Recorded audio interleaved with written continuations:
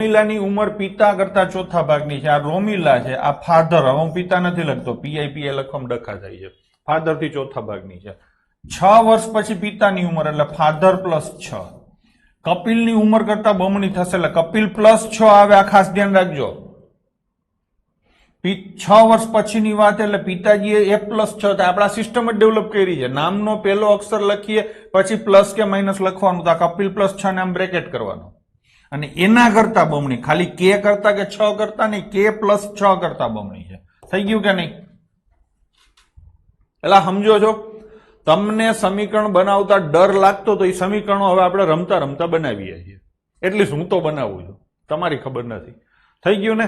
હવે કપિલે 8 વર્ષ પહેલા 5મો જન્મદિવસ ઉજવ્યો હતો એટલે આજે કપિલ 13 નો હશે. કપિલ કેવડો હશે? 13 નો. બસ હવે આપણે ગણતરી નથી કરવી, મોઢે કરશું. અહીંયા 13 આવે, 13 ને 6 19 દુ એટલે આ ભાગ આખો 38 થાય. એમાંથી આ 6 ને આમ ખેંચીએ તો 38 માંથી 6 જાય તો કેટલા આવે? 32. તો ફાધર કેવડા આવે? 32. અને એનો ચોથો ભાગ રોમિલ આવે તો 32 નો ચોથો ભાગ એટલે 8. જેમ જેમ તમારું લેવલ બંધાતું જાય ને એમ હું કમ્ફર્ટ ઝોનમાં આવતો જાઉં. દરેક નાની નાની ગણતરીઓ હવે મારે નથી કરવી પડતી. બરાબર છે?